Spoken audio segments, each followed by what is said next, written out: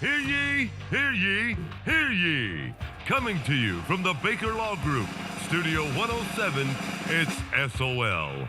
Live, raw, and uncensored. With your host, Drew Baker. Shake That and Bake. just happened. Matt Dixon, the Iron Man. A podcast dedicated to protecting your rights by exploring the law, politics, and current events. You have the right to remain silent and listen or call in and become a part of the show. And now, here's your host, Shake and Bake. Welcome to the SOL podcast. I am your host, Shake and Bake. On this lovely Friday, I'm joined by the Iron Man. How are you today, Iron Man? I'm currently dealing with a serious problem. I am eating Girl Scout cookies by the sleeve. And that is your fault because you bought how many boxes? I only bought 40 boxes. 40. That's like 40. Yes. Yeah, see, that's not a normal amount. I intended to give 39 away. I may have given one away. I was going to say, I haven't seen a lot of those boxes. You did give one to my wife, which was nice. I gave you 2 or 3, actually. Some Thin Mints, some Lemon Ups. Sounds to me like there's some confusion on your memory with that, but that's fine. Whatever makes your calorie count feel better. I appreciate that. I'm also joined by the Special K. How is the Special K today? I'm doing good. Yeah? Happy to be here. I'm excited for this one. I am too. And I'm excited because of the fact that we've got a great guest today. I'd like to welcome to the studio, Morgan Masters. How are you today, Morgan? I'm well. Happy Friday. How are you? I am feeling fantastic, and I'm excited to learn a little bit about this employment law thing, especially given the fact that I am an employer. Maybe I should have hired you a long time ago. Fortunately, I've been able to avoid any major issues. We have a policy and procedure manual. That's I'm a not good sure thing. the last time I updated it, but I do have one. And we're excited to have everybody chime in, whether it be via telephone or on social media, to ask some questions to Morgan. If you'd like to find out some answers about employment law, we're going to cover the basics of what employment law is, the different types of employment law, different types of, I guess, categories, as you would call it, as an employee that you might find yourself in. And then if you have some issues along the way, what do you do and which issues may or may not be actionable? Look at Matt, master of distraction. Look at him over there. Every show. What is it today? I'm just on our podcast channel. What do you think, Kelsey? I plead the fifth. Oh, come on. You normally have something better to say than that. But anyway. I don't want to put him on blast. Oh, my God.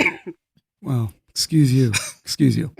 All right, let's move on to a couple things, just some New World Order issues that we've got to bring up about upcoming events. We have next week Stephen Carr, the author of Power Beliefs. So looking forward to that. I am too. I'm rereading the book right now. You may want to watch this one, Morgan. It's about essentially how we come up with our beliefs and how we have some beliefs that are so strong that it's impossible for us to see beyond them. Other beliefs that, we may or may not be able to change.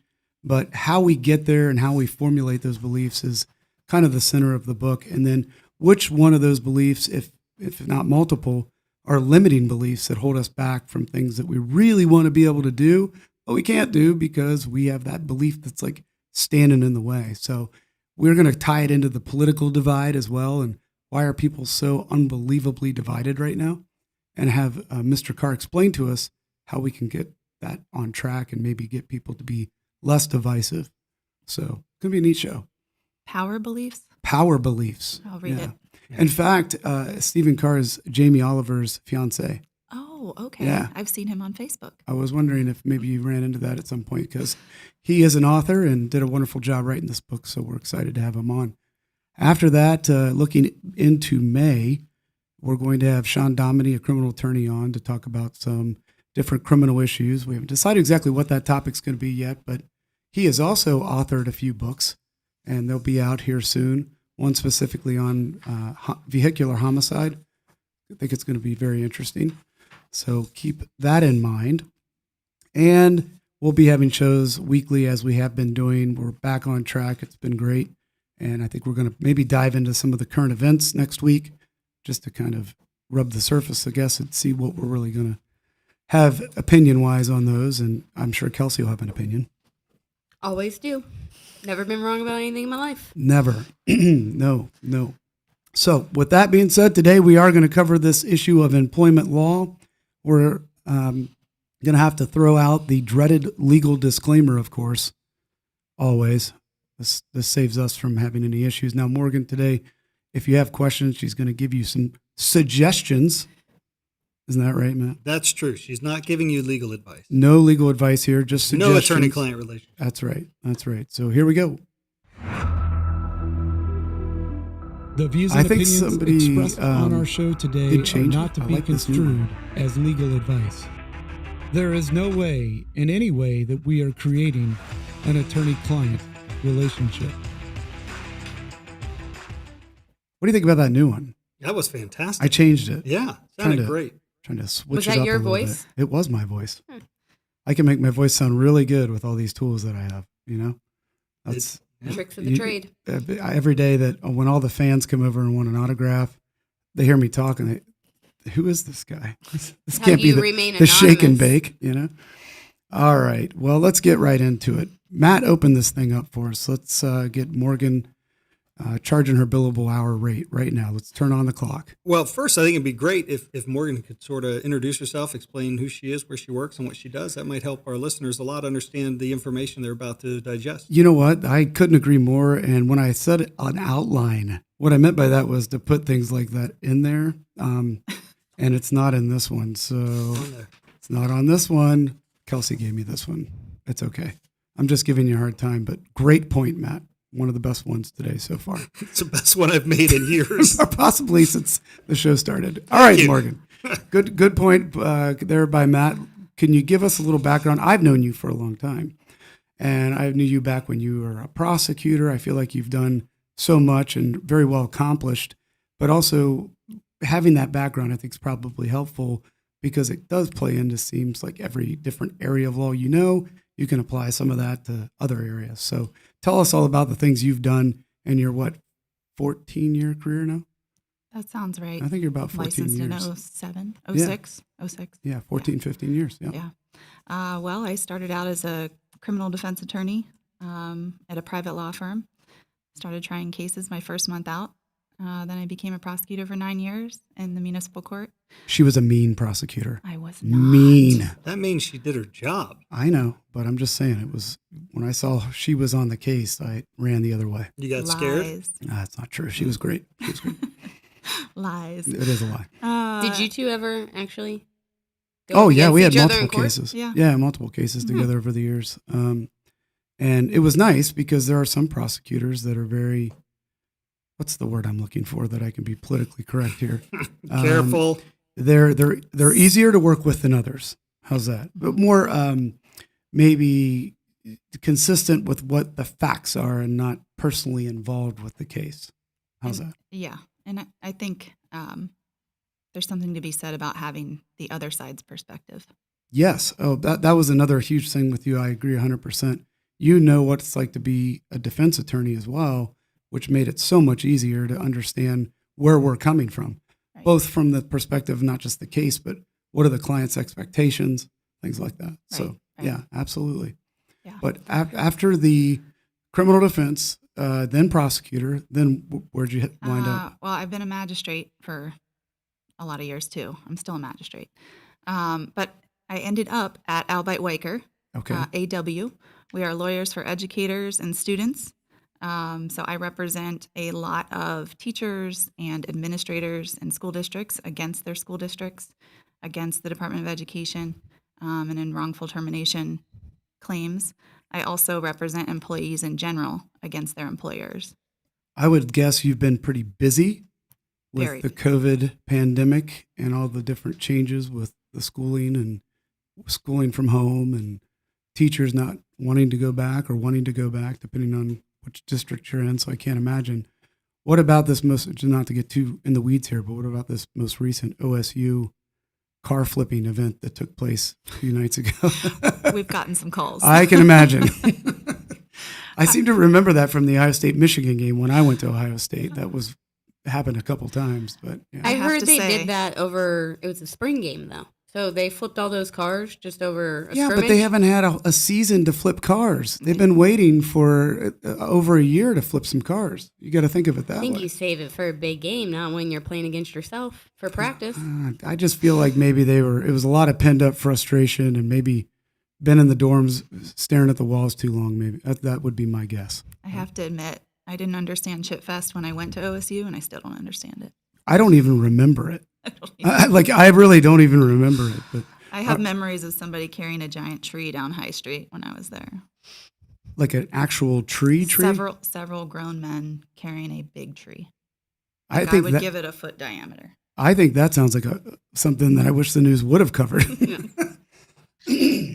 Well, not to detour too far off where we're at here, but okay. So keep on going. This resume is long, which is a great thing. Well, I mean, I've been at Albite Weicker since January of 2018, and I love it. And you just made partner. I do. Yeah, I Thank saw you. that on Facebook. I was excited to see that. So, and Leslie is a great attorney as well, and as a matter of fact, worked here at Yeah. one point, way back when. So, have a lot of respect for her. All right, why did you go from all of that to now looking more into the employment law side of things? What was exciting about that for you? You know, when I was a prosecutor, I missed having clients. Yeah. And I love building the relationship with the employee. I also learn a lot about different industries Yeah. through my representation of my clients. And it's cheesy, but I like to fight for the little guy. Nothing cheesy about We that. appreciate it. Just little guys around here. I know that much, except for this show that's clearly gone national and syndicated. Behemoth. Right. Well, that's very impressive. And like I said, I can personally vouch. Great attorney, great person to work with, and just a great family person and nice individual to know, I will say. Ditto. So a lot of the community gets a little bit confused with a lot of the billboards around town and understanding what their rights are. And you being an employment attorney, it's just fantastic to hear your perspective on all these different things. But like the billboards I see all the time and people comment about are these right to work. Right to work. Right to work is all lies or, whatever. You just see these things written around town. So what we're hoping today, one of the main focuses is to get some ideas on how to help the general public understand what at-will employment is, what right to work is, what those things deal with. Are they the same? Are they different? And how does that apply to them in their lives? And so really hoping to get some education here from you today on these matters. Matt's always looking for some free advice. Always. I will tell you that.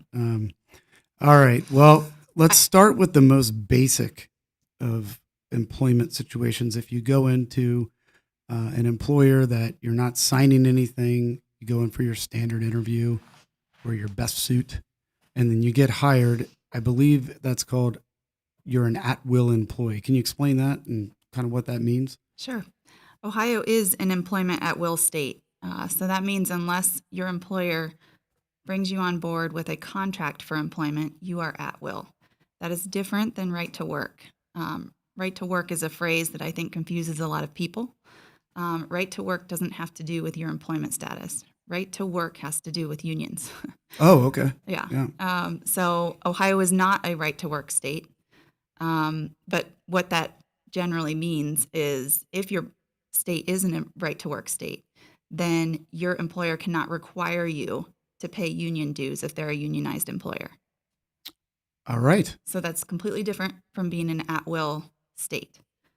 So you get to choose then in Ohio if you want to, the employer, if there No. is a union. Ohio's not a right to Not work to- state. okay. All So you have to join a union. For instance, if you're a teacher and you Wait. want to be a teacher in a school district. Yes, I remember this. I worked as a bagger Oh, there you go. at Kroger when I was 16. K. Roger. I don't know what that means, but what's Roger? Kroger. K. Roger. Okay. Oh, all right. Get with the times, buddy. Listen, this guy's full of dad jokes. Probably calls it Target. Too. Yeah, I'm sure he calls it Target. What do you call Meyer? Miger? My great-grandmother used to call it Majar Center, even though it was Myers. I definitely don't say I'm going to Kroger's because it's not possessive and I'm not going to more than one. But most people I know say I'm going to Kroger's. And I that have does to come ask up a lot. them where that store exists. That is also my pet peeve. Yes. Yeah. Little things. There is no S. That and those who want to go to the ATM machine. the automatic teller machine. Yes, it's duplicative a bit on the machine part. A little redundant. Okay. Well, anyway, thanks for that. Master of distraction. Thanks for that master of distraction. But I do remember when I was a bagger at 16, I had to pay, I don't know how much, I mean, so I was making probably $5 an hour, but I had to pay something towards my union dues as a bagger at 16. Oh, yeah. So, yeah. You very got big interesting. reps out of that, right? Like, I mean, they stood up for you. They did. I mean, we wanted paper, they wanted plastic, and there was a big fight over that. Boom. And we figured it out. You were But, making $5.99 an hour, and then all of a sudden you were making $6 an hour. well, that's Thanks right. to your union. That's right. They really stepped up. Yeah. They stepped up. Wow, you must be older than I thought you were. Yeah. You're making $5.99 an hour. I honestly don't remember what I made, but I know it was my first job, literally bagging groceries. That's So, awesome. yeah. But with that said, so with the unions, if the employer can make you join the union, there really is no way around that. You just have to choose a different employer if you don't want to be part of the union. Right.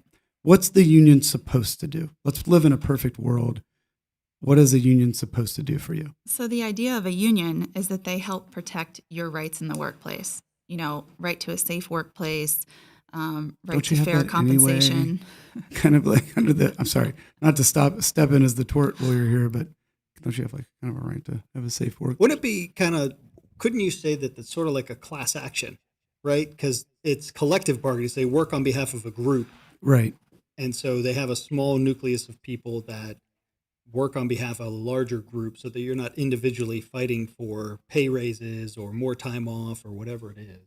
Right. Does OSHA, are they more involved when a union is, I mean, you may not know the answer to that, but is it something where like the, federal guidelines and certain regulatory agencies that are involved in ensuring a safe workplace, I wonder if they're more interested, I guess, because of the unions, watch over them to be, compliant. I don't know. Yeah, I don't know if they're more involved. Okay. If there's a unionized employer. I will say, you said, isn't there OSHA? Yeah. When you have a union could work together to bargain for something that even OSHA doesn't require. Really? Okay. I didn't know that. So above and beyond. Mm-hmm. Gotcha. So probably the threshold then is whatever OSHA would put in place for regulatory guidelines, and then the union could say, okay, we think they need even more protective equipment or something, and that'd be part of the process. Which obviously, it's a bargaining process. So Yeah. How often are union contracts just all the same in terms of renewals, pretty much, or are they just whatever the contract says? Is there some sort of, like, if you have to renew the contract? I know for teachers, for example, they have to renew their contracts. Is there any consistency to that, or is it just dependent upon the profession and the industry and how the contract dictates? are you asking me Like for the bargaining portion, I guess. how they bargain? Yeah. I don't do union bargaining, Okay. so I don't really know anything about it. All right. Well, Sorry. no problem, because I don't know anything about unions either. So I was just going to ask, other than they took money from me when I was 16. That's all I know. Yeah. He's still bitter about it. I'm not happy about it. I'm still angry. I wasn't old enough to hardly make anything, but anyway. So if you are a non-union company and you're an at-will employee, what does that mean? Basically, what it means is your employer can fire you for any non-discriminatory reason. So I get calls a lot from people who say, my employer's mean to me, he talks disrespectfully to me, he doesn't like me, and I think he's going to fire me. And so I start asking questions to see if this person is in a protected class. And not only are you in a protected class, but is there evidence to show that that is happening to you because of your membership in being in a protected class? For instance, your sex, your race, your color, your national origin, your religion. And those protective classes are defined where? How would somebody know if they were in a protected class?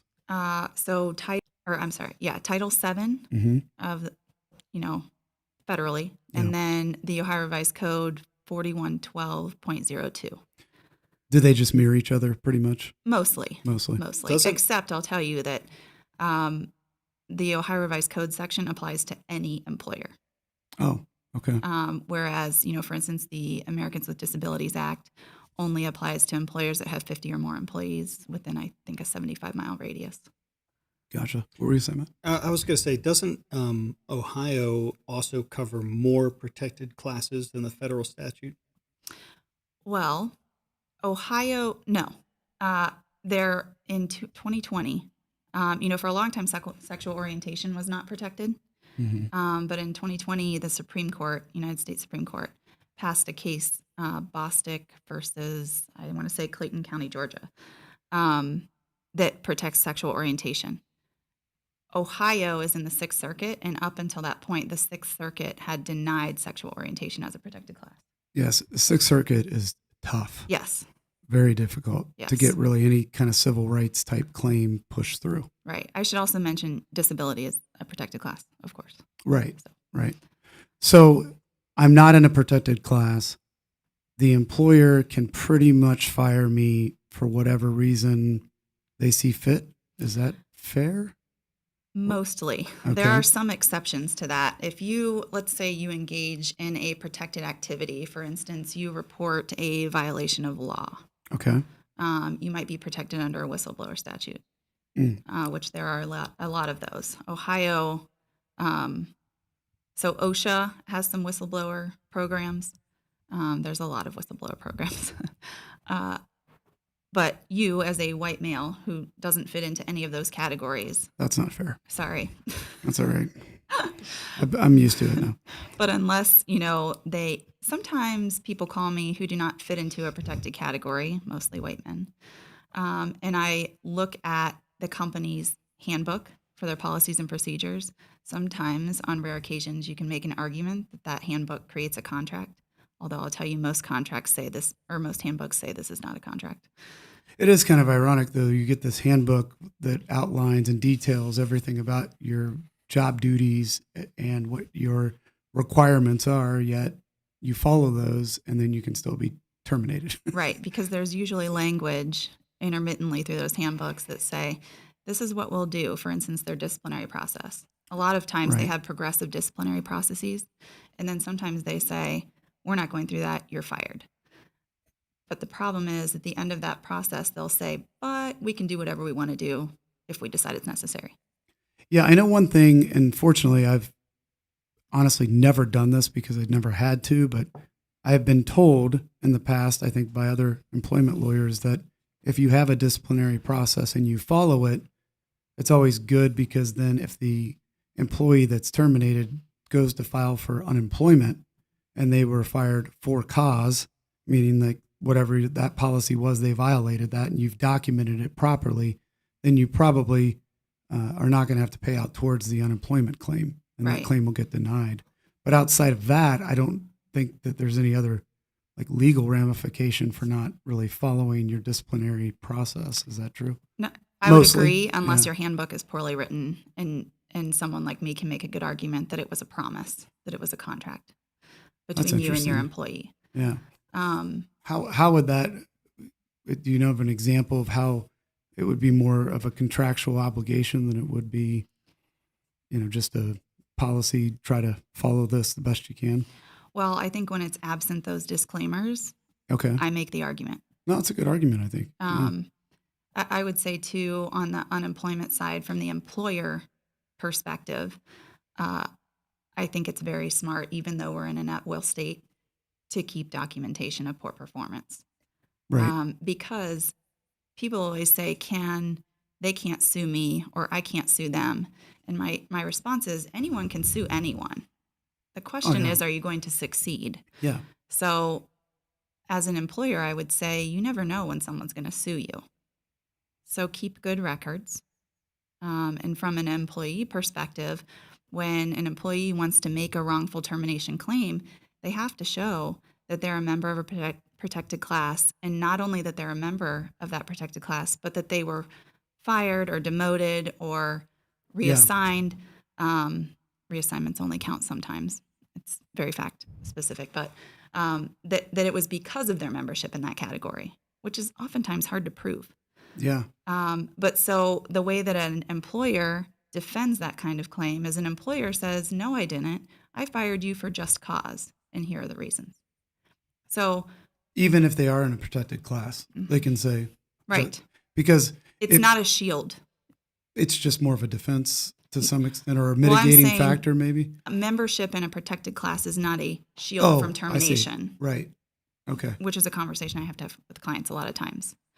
But what I don't understand is if it's an at-will employment, so the employer doesn't have to give a reason Right. and say you're in a protected class. If I'm the employer, I would never say to you, "Hey, I'm firing you because of your sexual orientation." I would never say that and give you that opportunity then to sue me.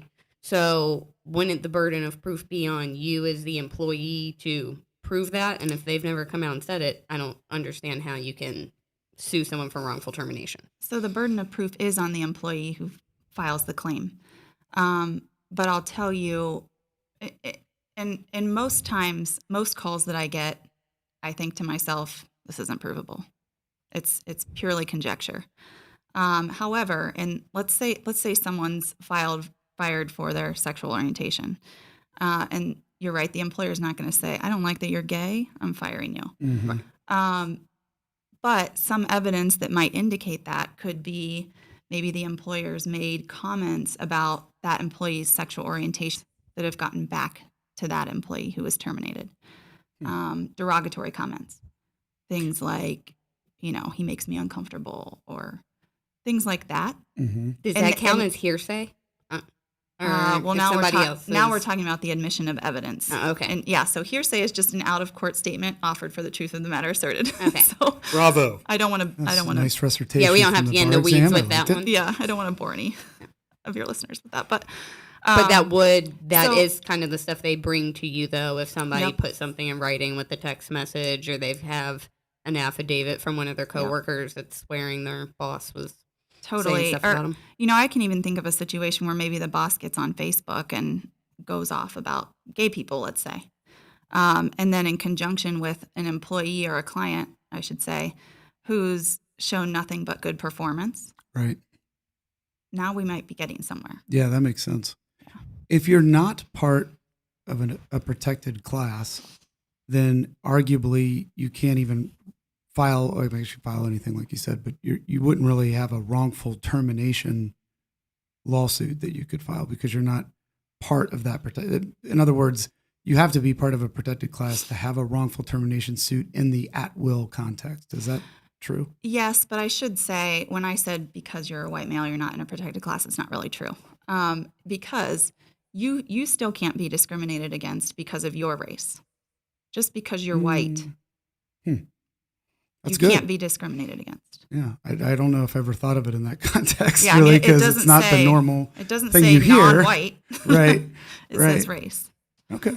Good I point. just think that, historically, the school of thought is that whites and white men in particular have not faced a history of discrimination. So that's why there's this thought process that you can't possibly be discriminated Yeah, against. I never thought of it that way. It's just race in general. Yeah, but it's just we're probably just predisposed to, you don't ever see that come up. Right. This white man or woman was somehow discriminated against. Of course, women protected. Yes. Yeah. hmm Yeah, I've had several cases of sex discrimination. Yeah. Well, that makes a lot of sense then. Now, I always tell people that it goes both ways in an at-will employment situation. Mhm. You wouldn't want to be stuck with a job that you hate and then have to stay there because you face legal consequences for leaving. Right. So there is some good on the other side of things, even if you are terminated because they don't like the shirt you have on. I mean, at the end of the day, you probably don't want to work there anyway if they're firing you because they don't like the shirt you have on. That's definitely a conversation I have with a lot of clients. I can imagine. Yeah. Yeah, it seemed like that would come up a lot. And I don't know that people always think of it that way, that Mhm. they flip it around and think, geez, what inconveniences does that put on my employer when I take off and, I just don't want to work there anymore. And they're stuck holding the bag because they're down an employee for however long it takes to get a new one in. Right. I mean, there's some practical consequences for that, maybe not legal, but practical, that the employer is going to have to go through. So I don't know. I think it's better that way. At least this gives us kind of a freedom of choice. I think that's something that a lot of people don't think to pay attention to when they're onboarded with employers too, is the paperwork they're signing. I think a lot of times they think they have a contract for employment, Yeah. and it's really just an offer letter. Yep. Or it's just kind of have you reviewed the handbook? Mhm. And then you sign yes, I reviewed the handbook. But Right. you're not really, it's not a binding agreement between the parties, really. Right. And I should say too that when we're talking about at-will employers, we're not talking about public employers. Right. That's a totally different area. And same with even in our world with the tort issues when you're dealing with government and certain immunities and other things that you have to look at. They're not necessarily going to be the same as what you deal with in just your general public tort case. So Right. Different hoops to jump through. absolutely. Sometimes lots of hoops. What about the scenarios where a person's in a protected class? For this example, like religious ones. So if you work at the grocery store and you're Muslim and you can't handle pork products, but they have you being the cashier person or stocking the shelves, you can't do some of what your job duties are because of your religious beliefs. When you're So- going through hell, keep going. I'm sorry. Every episode I got to play it once. It's just fun. slip Seemed it like in a there. good spot for it. Good place. Good place for it. Go ahead. Sorry. But when you do that, I could see where technically you could try and make the argument that they've fired you or reassigned you, let you go, whatever, because I'm a Muslim.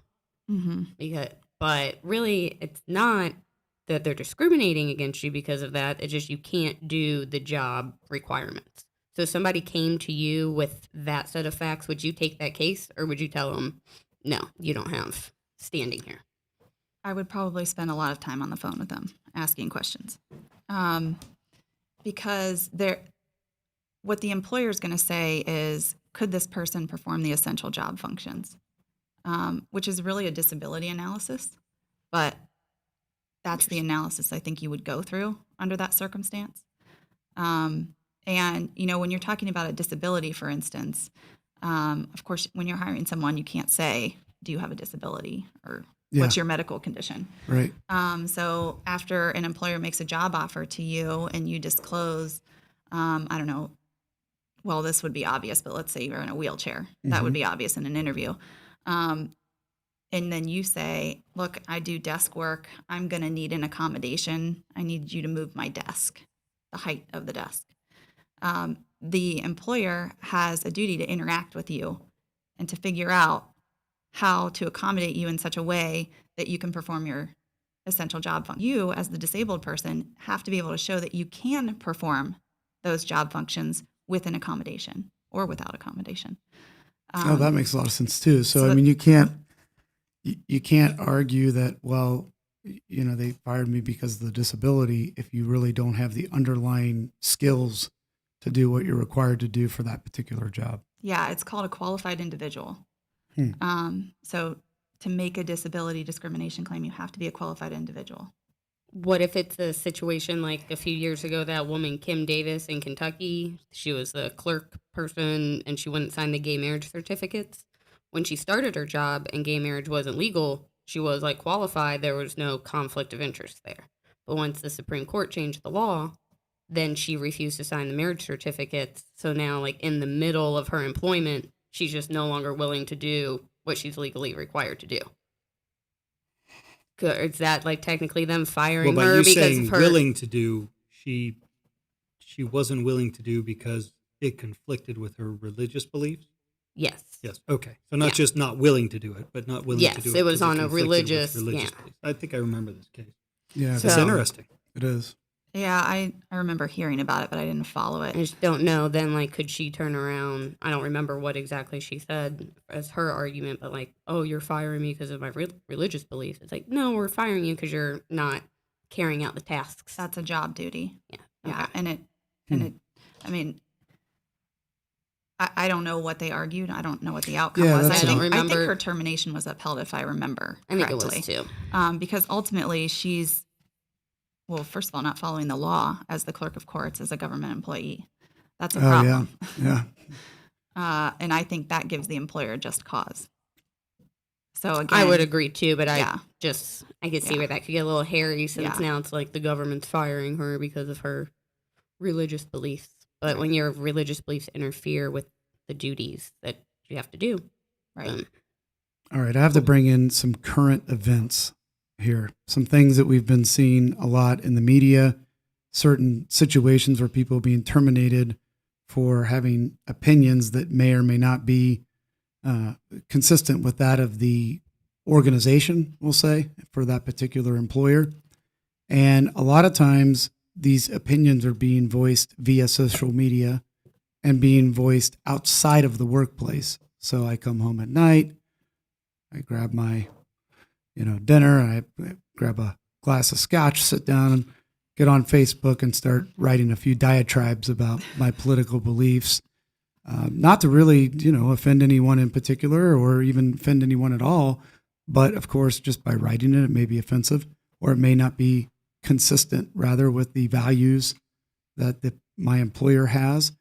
How is this handled in the employment context? Can I ask this almost rhetorically because I've seen so many people be terminated for it, but what is the grounds? How do they get away? How does the employer get away with terminating an employee when they're doing something after hours, not on the clock? And our tort issues around here, what we would call within their scope of employment, they're outside of their scope of employment.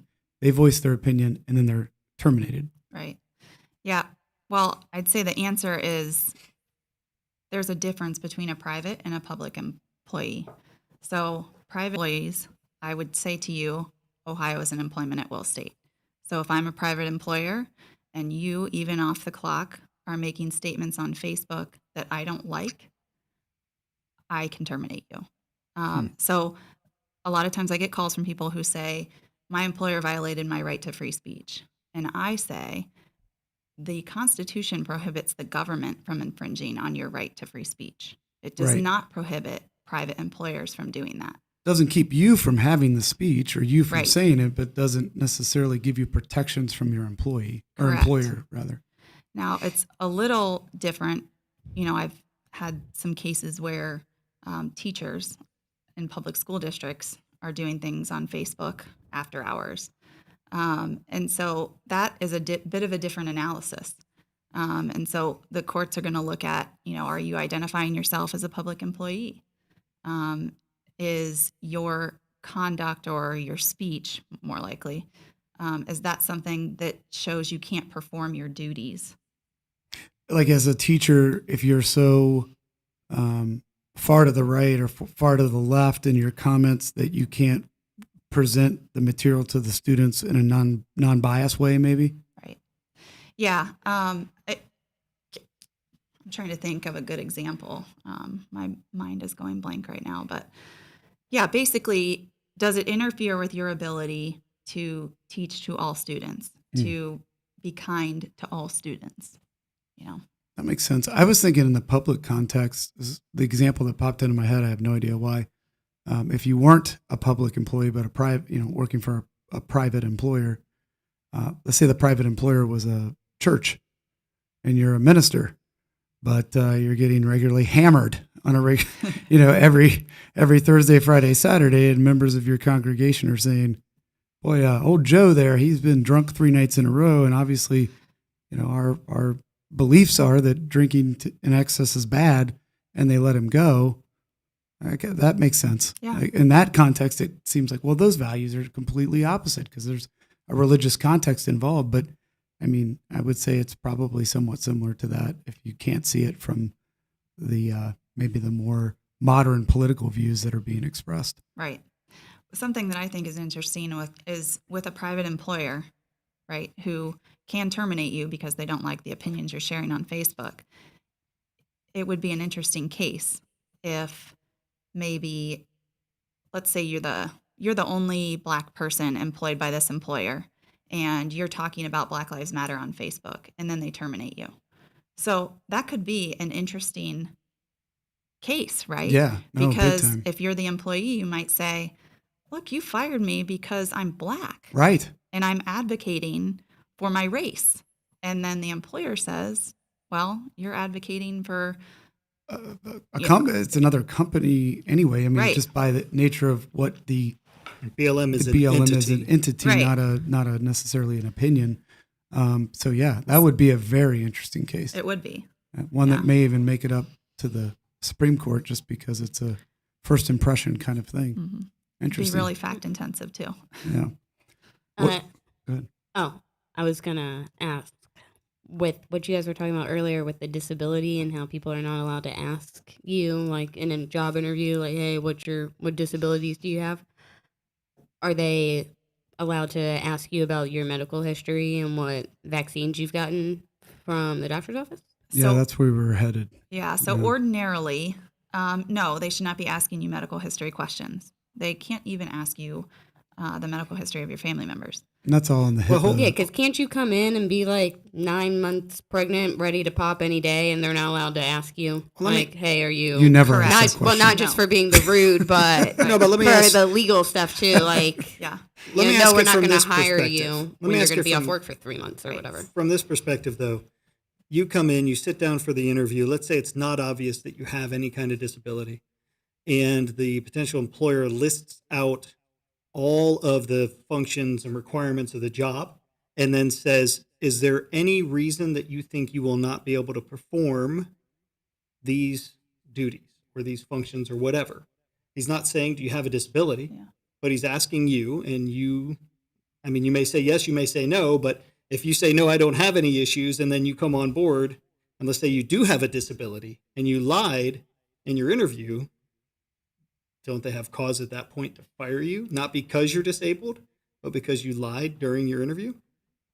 Well, yeah. I mean, I would say if you falsely represent that you cannot perform, to use the legal phrase, the essential job functions, then that would be cause for termination. Because again, if you're going to claim disability discrimination, you have to be able to show you're a qualified individual, which means you can perform the essential job functions. But I'll tell you, the law says with or without an accommodation. Okay. Hmm. All right. Well, go ahead. I was just, I got us off tangent on the COVID issue. I know we wanted to jump on that and talk about that from an employment standpoint. Yeah, I was just going to say, I think as I understand it, medical releases are big in this office. You're not going to get medical records. Even as an attorney, you can't call and say, I'd like my client's medical records, and they just send them over. You obviously need a release signed by your client to get those medical records. And then just a side note, a lot of people confuse HIPAA and think that HIPAA is a private cause of action. It's not. Right. I've actually looked into this. I've had this come up in cases where there have been some HIPAA violations, no doubt, but those violations and that cause of action is not for the private individual to then sue and say they violated my HIPAA rights. You may have a privacy tort or something along those lines, but you're not going to have a HIPAA violation. So in other words, all of this is very well protected and regulated. So this is why we were curious if my employer says, Drew, you've got to get the vaccine. We're not going to hire anybody here that is not vaccinated for COVID. Maybe I have a religious belief. I don't do vaccines. Maybe I've had COVID, which I have, and don't feel like I need it. For whatever reason, I'm not comfortable with it. How are the employers to deal with this situation without getting sued? And how are the employees, I guess, also to handle if they're not comfortable with the vaccine? Right. Well, I'd say first, when you said how are the employers to handle it without getting sued, I would say no matter what you do, you might get sued. Yeah. You just might not. You're You're saying how can the employers win? Yeah. Yeah, or basically, how can the employers avoid liability from telling a How do they assess potential their risk? employee, you can't work here because you don't have a vaccine? Right. Well, I'll tell you, ordinarily, employers should not be asking you your medical history. Have you gotten certain vaccines? However, the EEOC, so the Equal Employment Opportunity Commission, has said that employers can, because of the pandemic, ask you if you've been vaccinated. They can take your temperature, which would ordinarily be considered a medical examination that's prohibited. They can ask you questions about your symptoms. And that guidance has been evolving because, of course, the symptoms of COVID have been evolving via Right. the CDC. You mean like changing every day? Yeah, Gotcha. kind of. Evolving, changing every day. I got you. Right. Dr. Fauci's opinion changing every day. Okay, gotcha. Yep.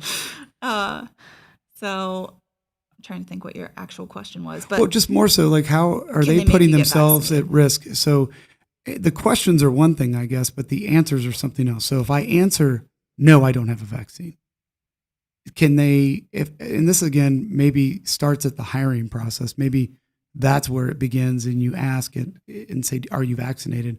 And then you don't get hired.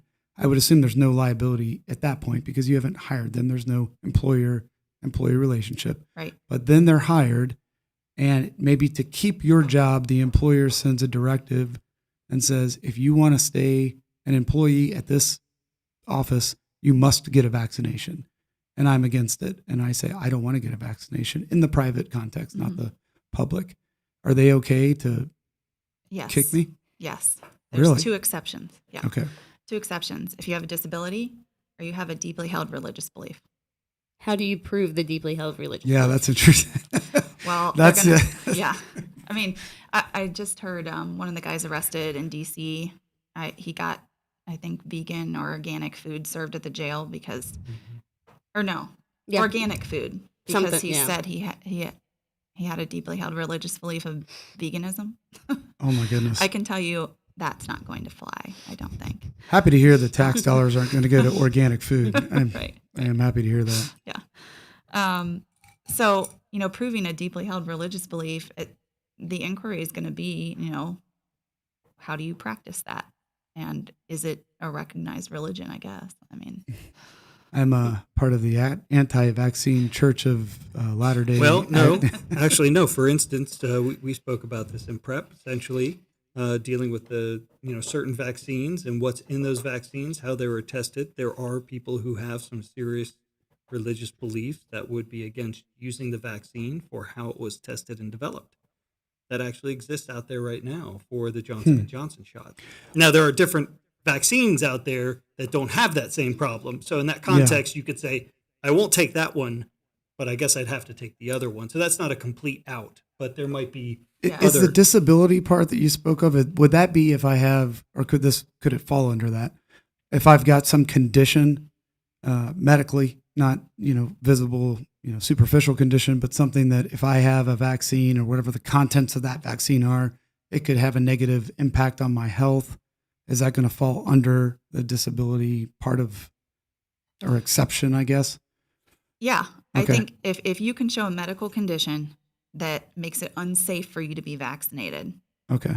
then your employer needs to engage in a dialogue with you to see if they can make an accommodation for you to stay at work, whether that be for you to work further away from other employees. Work in the plastic wear a bubble mask. over there. Yeah. Yeah. Bubble boy. Bubble boy. Maybe bubble boy. Now wait, do if remote work. if the rest of the office is vaccinated, why should it matter if I'm not vaccinated?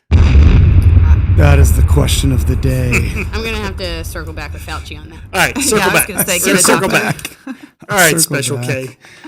But from the flip side of that too, not just people that don't want the vaccine, but their jobs having them work from home for the past year, and now their employer's telling them like, "Hey, you got to come back. Like, we're ready to bring you back in person." And if that employee doesn't feel safe or comfortable doing it, and they say, "Hey, I've been working from home for a year. Everything's been going great. Why are you making me come back into unsafe working conditions?"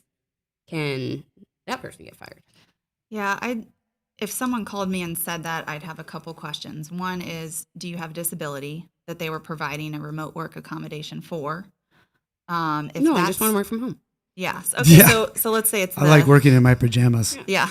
Let's say it's not the disabled person, and you just want to work from home. I'm just terrified of COVID. Then my question would be, can you demonstrate that your employer is not providing a safe work environment? For instance, OSHA requires, in regards to COVID, there's a general standard that an employer has to provide a safe working environment, free of, risks that can cause serious illness or death. You know what I mean? Yeah, sure. Like to mitigate it. So maybe if you're in that circumstance, I did have a couple calls from people who said, look, it's a disaster in that warehouse. It's filthy.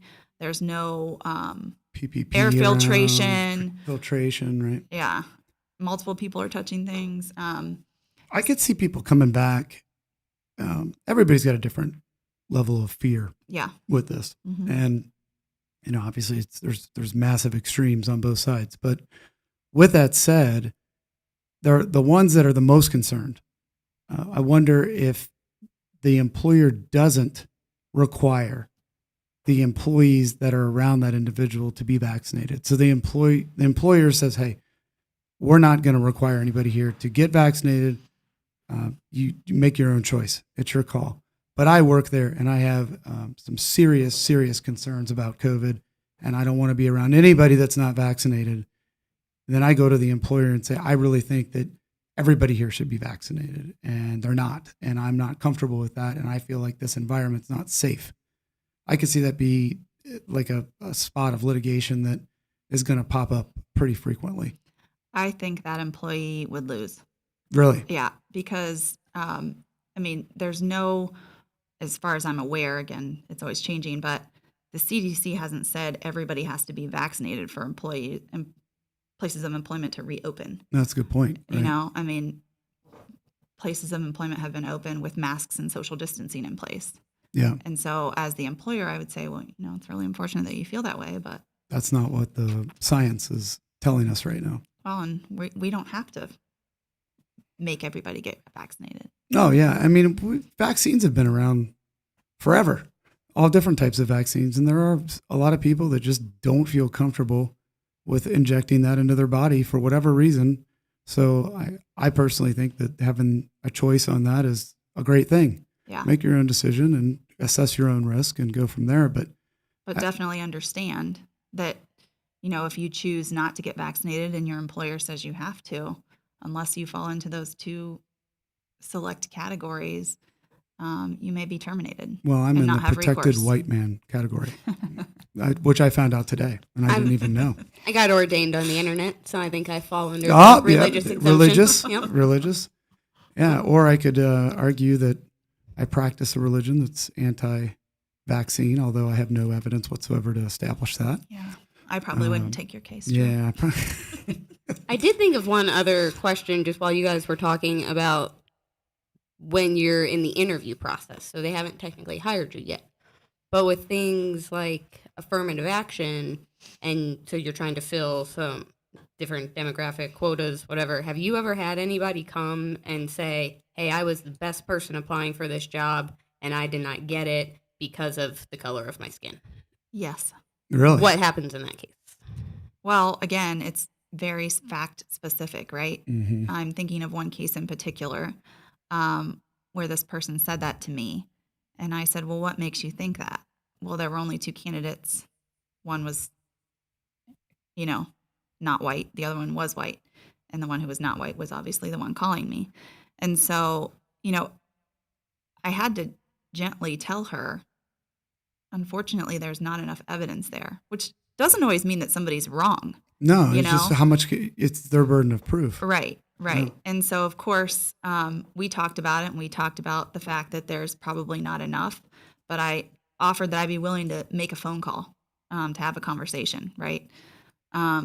And of course, the employer's response was a laundry list of reasons why the other person was more More qualified. qualified? Yeah. Yeah. And not even sometimes more qualified, but just Well, it's not the like vibe. right. I You mean, know? This is why we chose this person over the other. Right. sometimes you just have better rapport with a particular person. It has nothing to do with the color of their skin, but it's just Yeah. how do you interact with that person?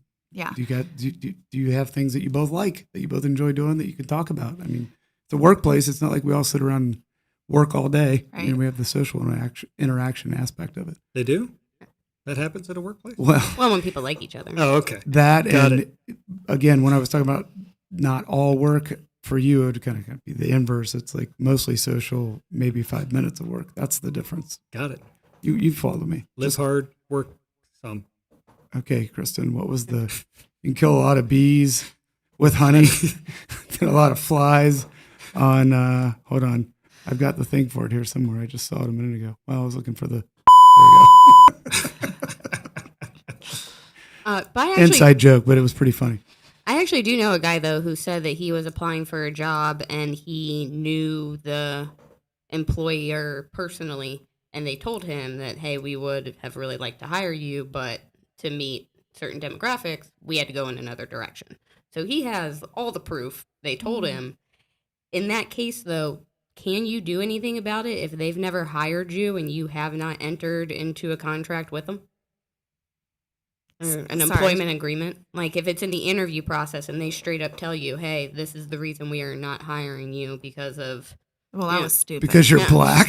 That's Yeah. stupid. Well, in saying this it the other way particular around. case, this was to a white guy. They said, hey, we need to do a diversity hire.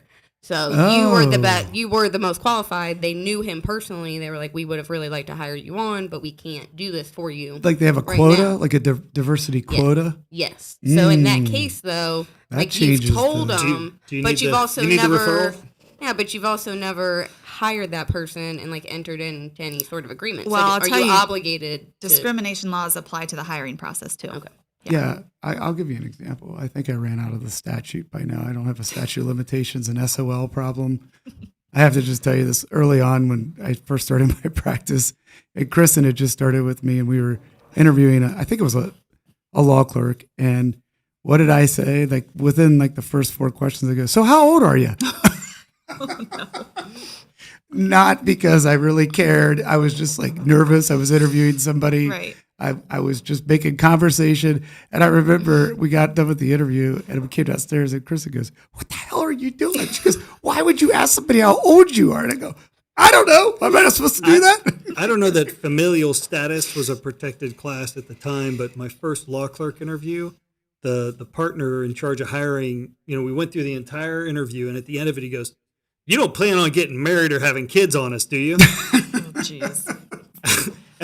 I walked out the door thinking, I just never work at this place ever. That's not a good start. Yeah, And by the way, I did not hire the person that I asked how old. but not because of they their were. age. It had nothing to do with that whatsoever. Just a stupid thing on my part. I didn't know any better.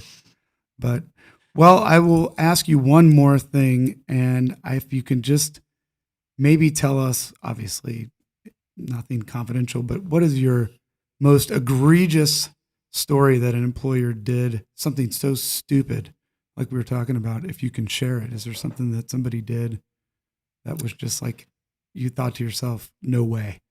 No way. Somebody Don't could use do an that. example where Drew called you and told you about something dumb he did. Well, that's There's probably a privilege. lot of It's those in her mind. protected by attorney-client privilege. One of my most egregious is an open case right now. So I Oh, probably okay, yeah. shouldn't Don't talk about it. that. Do you We're have talking any about that. stories of times you mopped the floor with Drew in the courtroom? Yeah. I have Um, a terrible memory. You know I what? shouldn't Did we say that. ever try a case against each other? I don't think we did. I don't think so. I don't No. think we just always got it Because worked you always out. settle. You always, Not subtle. We just, when you've got We found two good justice. lawyers on a case, they can evaluate the case and advise the client on what's the best route to go and know the risk and appreciate those and, come up with a fantastic result I get it. for everybody. You were intimidated and you caved. I got it. I was always intimidated of her. I mean, she's a total badass lady. I'm not gonna say anything other than that. But nonetheless, we didn't get that opportunity. I'm sure we would have I'll enjoyed tip you it. later.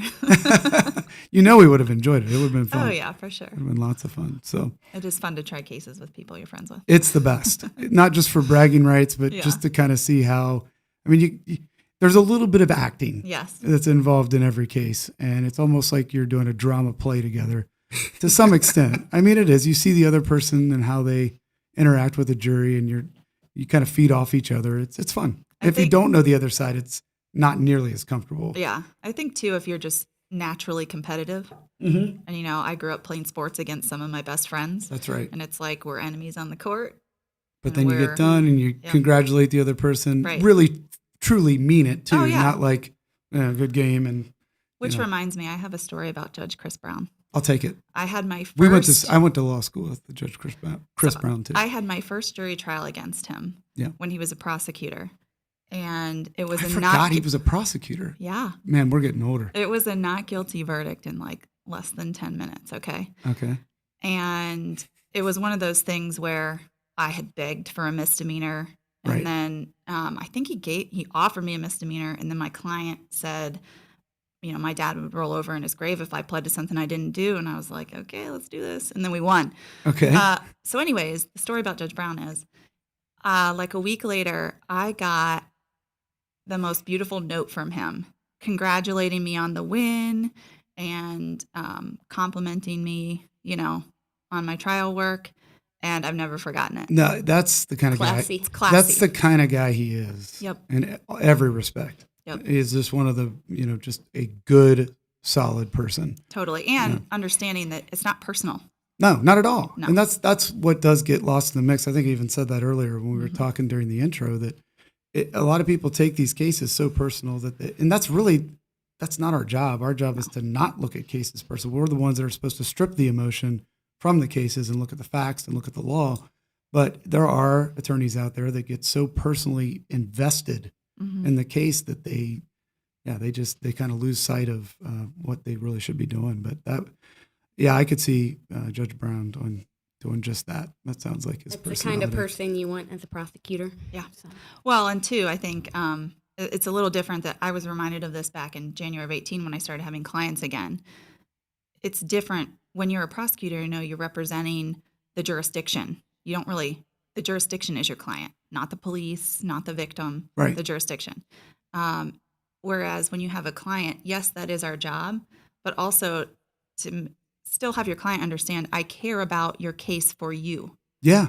Yeah. And I think along those same lines, when it came to doing the prosecutorial work, and I remember our interactions many a times, when people would ask me as a defense lawyer, how could you defend somebody for that DUI? I mean, they were out drinking. And I said, well, a good prosecutor, one of their jobs is to look at these cases, and when things aren't done right, because there is a right way and a wrong way to do these things in law enforcement. And when they're not done right, send a message by whatever they work out, or if it's a case that they try and they lose, send a message to the law enforcement officer, start following the rules. You don't get a pass here just because you wrote the ticket. There's something you need to do. And you were always very fair about that, hey, I see what you're saying. They didn't follow the rules here. So we're going to work something out. And it's not so much just for that client. It's for the greater good. Right. It really is, because the next stop, the officer will do it the correct way. Right. And you'll get a full conviction or a full plea to that charge. Otherwise, the system would never correct itself. No. Well, and also understanding as a prosecutor, it's not about the number of convictions. Yeah. That seems to be not always a popular point of view in terms of how to handle things. But no. Well, I got to tell you, I learned a ton today. I mean, there was a lot of stuff. This COVID stuff was very interesting to me because, of course, we see all the news media and all the reports, and I don't know. I just didn't know what to think one way or the other. But I think breaking it down the way you did, both on the private and then the public, and then even going into this whole concept of protected classes makes it a lot easier to understand. Yes, thank you. I'll be a little more educated when I refer the case over to you, so that when I talk to this potential client and they go to you and say, that's not what he said. He didn't know what he was talking about. It'll make me more comfortable. So, well, Kelsey, you got anything else for me today before No, we just sign thank off you to here? Morgan. He answered all my questions. I say it every week, but this is my favorite one yet. So Aw. thank Jeez, you. every week we get a new favorite. That's Just good. keeps getting better. That's great. This was fun. I appreciate that. And you're right, Absolutely. Drew. I'm talk in front of people all the time, but I was a little nervous. It's different, isn't so it? Thanks for making me comfortable. I mean, it is. I remember it took months to feel like I could have a conversation in a natural way because, we see the people we're talking to. And in this context, you never do. And you think, geez, everybody's judging me. Who's out there listening? People judge me. Anyways, they're not very good at it. That's fine. I mean, that's why I brought Matt on, because sometimes if you bring somebody on that makes you look better, it always helps. Wow. It's been a rough day for you. I don't know why. You've just been the target over there today. Been weeks of this. No, I actually couldn't do it without that guy. Me and him started this thing back in the day. Got it rolling before Special K was even on board. That's true. Somebody's got to be the pincushion here. It just depends on the week. That's true. You're But, pretty nasty to me sometimes. I just want to remind everybody, next week's episode with Stephen Carr is going to be fantastic. It is. And Probably be my favorite one ever. get on the. I'm sure it will. The Special K's got a new favorite every My week. feelings are hurt. Get on our YouTube channel, look up SOL Legal Podcast, and hit that subscribe button for us. You'll get notifications of all of our upcoming and live events. That's right. And Morgan, if you have employment questions, Morgan's the person to call. What's the number over there at your shop? 614-745-2001. It'll get you to Ashley, our intake administrator, and she is amazing. That's great. Yeah. And then she can get you over to Morgan to answer these questions that didn't get answered today. And I think that you need to have somebody in this big world of law that we all practice in. You need somebody in that specific field. Don't go shopping for the person that does 50 different things. Nobody's good at that stuff, at that many things. I mean, you can be okay at a few things, but you want to find the person that's great at that one thing. If they're handling your legal case, what's most important, your legal matter, make sure you get somebody that just looks at that. And Morgan's going to be the person to call if it's employment related. So thanks again. Thank you. You can find us on iTunes, iHeartRadio, Spotify, Verbal, Buzzsprout, YouTube, Facebook, everywhere. Just everywhere. Even on Mars. Even on Mars. I think we are broadcasting from that little helicopter that they're flying around on Mars, which was pretty cool to see they were able to do that. That was awesome. That was cool. But until next time, next week with Stephen Carr, thanks so much for listening. And please subscribe to both channels. We got to get our subscribers up on YouTube. This is new for us. We're learning, but I think we're finally getting it figured out. It feels good. So, Shake and Bake, signing off the SOL podcast. Thank you for listening to SOL. Join us next time on Facebook Live, YouTube Live, and iTunes. For additional information or questions related to your legal matter, contact the Baker Law Group at 614-228-1882. That's 614-228-1882. Be safe, know your rights, and follow the law. This podcast is adjourned.